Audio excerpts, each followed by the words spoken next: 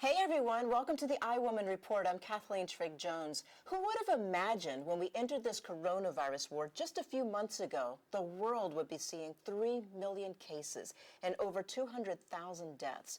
Yet we live in a country where our president is turning to Twitter and playing the blame game instead of showing a little empathy for the many lives that have been lost, the businesses that may never be able to reopen, the families who are out of money and may soon have no food. Not to mention the increase in domestic violence and depression and all of the other issues that we're facing in our world today. So ladies, what I'm trying to say to you is it is up to us to keep one another uplifted and informed. We're the backbone of our families and the world. And I want iWoman to be a platform where women can support one another and share our information that will help us survive all the craziness that we see around us. Like this video. We can laugh together, we can cry together, and we can celebrate our own milestones, no matter how big or small. Like, how long do you really think it took them to get that right? Yes, I'm with you. I'm going to try that one. So please send me your stories, your videos of hope, your inspirations, and let's continue to add a little humor to our day and get through this together. I thought that might bring a little smile to your face. Sometimes it's just the little things in life that keep us going. And that brings us to our big question of the day. As you know, a lot of states are contemplating opening. Some have already opened.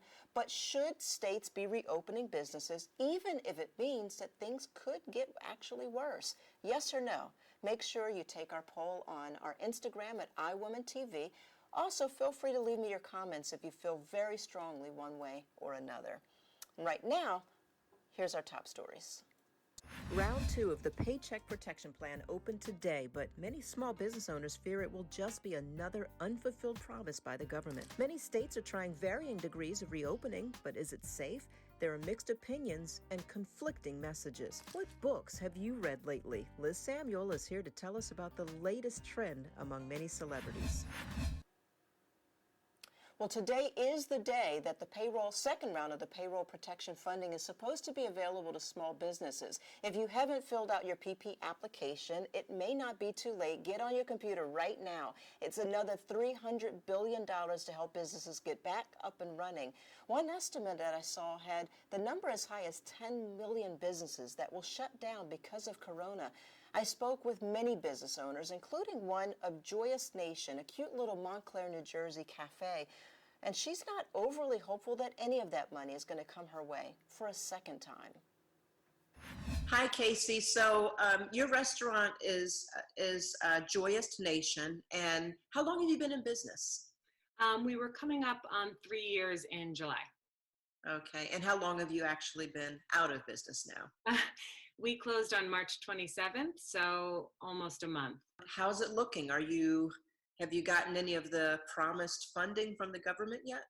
No, we've applied for everything, grants and loans, both federal and state, but nothing has come through yet. And in fact, all of it has informed us that the money ran out before it got to us.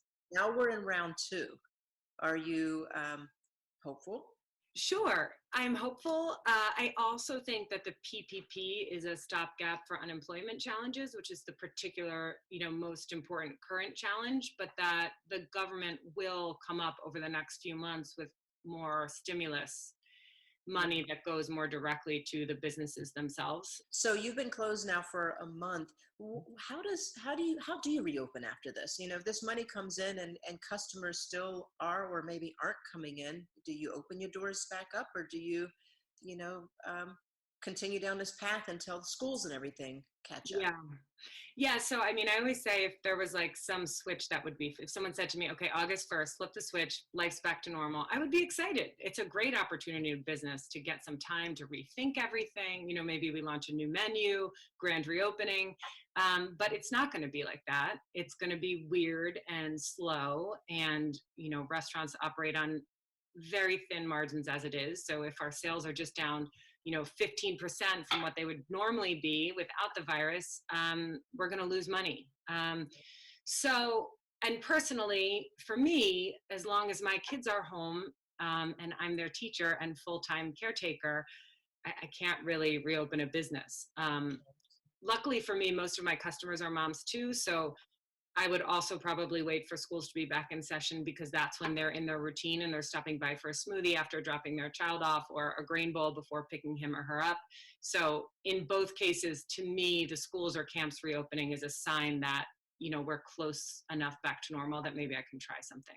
So if this funding does come through, and my fingers are crossed for you, as it is for all of us, would you consider opening up maybe and doing a home delivery, or doing something else that could at least keep the doors open during this time?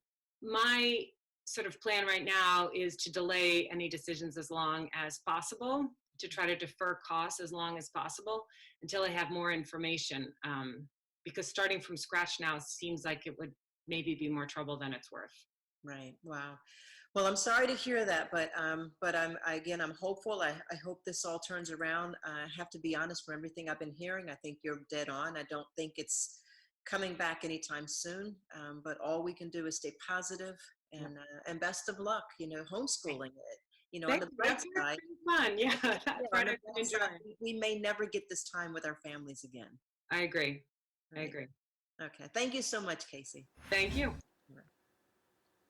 Well, 20 states are set to lift their shelter-in-place orders, some of which did today, and it's caused a lot of mixed emotions and some confusion. For weeks, we've been told to stay home. Now, all of a sudden, we're being told it's safe for some businesses to reopen, but not others. Today, Colorado and Oklahoma governors, among many others, defended their plans to reopen beauty salons, gyms, and some restaurants against the advice of many health experts. The two guiding principles that I told Oklahomans we're going to use through this whole process was the health and safety of Oklahomans, number one, and then mitigate the loss to our economy and get our workers back working as quickly as possible. It's a time for calculated risks. It's a time to be careful. It's a time to be safer at home when you can, but be able to live in a sustainable and fulfilling way. I was excited because I felt like, oh my God, now I have a chance to at least try to work so that way I can provide for my family. So I was excited about it, even though I am still nervous. That's a natural feeling. I'm nervous when I go to the supermarket. So it's the same kind of nervousness, but I still have to work. Social distancing will be with us through the summer to really ensure that we protect one another as we move through these phases. Well, whichever side of the fence that your state is on with reopening the economy, it looks like the majority of us will still be practicing social distancing for quite some time. You have to admit, though, some good things have come from all this sheltering in place. Many of us have picked up hobbies and gotten projects done that we never imagined that we'd have time to do. I'm working from home in my basement. And our own Liz Samuel, being the trendsetter that she is, says it's also become very popular among many celebrities to go back and read some of your old childhood books. Hey, Liz, how are you?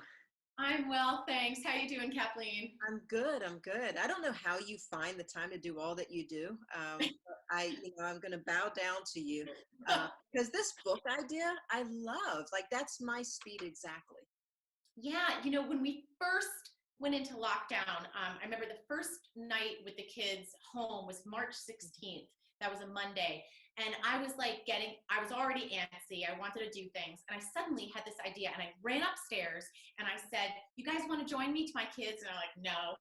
And they're like, what are you doing? I said, I'm going to read an old book. And they're like, you're crazy. But I started to read. Like, I have these really old books that were like passed down to me from my cousins. So they're probably like from the 70s. And then my parents read them to me, and then I read them to my kids. And they're really fun and sweet. And some of them were very relevant to what's going on right now. Mm-hmm. And so I read them I did this for like a week and a half.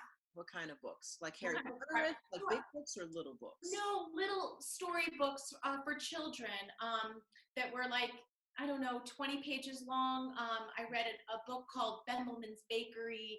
I read a book called Believing in Yourself, which was about actually finding a cure for the vaccine for rabies, which was like really interesting because all these pictures of what they called the invisible enemy, and I'm like, this is exactly what we need to hear right now. And it was a very uplifting book. So I read that one. a book about how rocks end up on the side, like where'd that rock come from? You know, kind of like these old books that have a little bit of science and a little bit of feel-good stories. So a lot of celebrities now, like Elijah Wood, Jimmy Fallon, James Earl Jones, Dolly Parton, a lot of them are now reading these books online. You can find them on YouTube or on their websites. They're reading them. And Jennifer Garner, Amy Adams, they've teamed up with Save the Children and No Kid Hungry. And so when they read these books, you can also donate to these causes. They're telling stories while raising money. Yeah. So, Dolly Parton actually has teamed up with the United Way, and she's doing, like, this is her thing. She's really into this reading books. And just today, I saw Obama tweet, President Obama tweeted saying that Michelle every Monday is going to start doing a reading hour with children. So I think this is a fabulous idea. I love it. I mean, how special it will feel for the children that they're in your home reading these books to you. Yeah. And there's something very comforting about being read to. Mm-hmm. I think I'm going to see if I can get Michelle Obama and Dolly Parton to come and do a little iWoman reading hour. What do you think? If you have that kind of power, Kathleen, yes. Let's see if I can call them up. Maybe I'm sure they. Why wouldn't they? Right? Why wouldn't they come on the show? Right. Oh my gosh, that would be incredible. Thank you so much, Liz. Thank you. Reading. make a book list, a Liz book club list. Sure, would love to. Yeah. Thank you. See you later. Thanks. See ya. Bye. Yeah, I've got a whole stack of books that I'm going to get to really soon. Maybe not. All right. Well, finally, I do want to leave you with a little Monday motivation. Everyone deals with loss in a different way. During a pandemic, it's normal to feel one minute one way 1 minute and another way a different minute. Whether we've lost friends or whether you've lost family or a business, some seniors have lost their senior year, many have lost their jobs. There's a such thing as grief. And that roller coaster of feelings that many of us are experiencing, the ups and downs, are really the stages of grief. So be kind to yourself during this time and reach out to your friends to make sure that they're okay. And know that every day is a new day, and this too shall pass. Well, I want to thank you for joining me for another iWoman Report. Until the next time, everyone, please stay healthy, stay happy, and stay safe.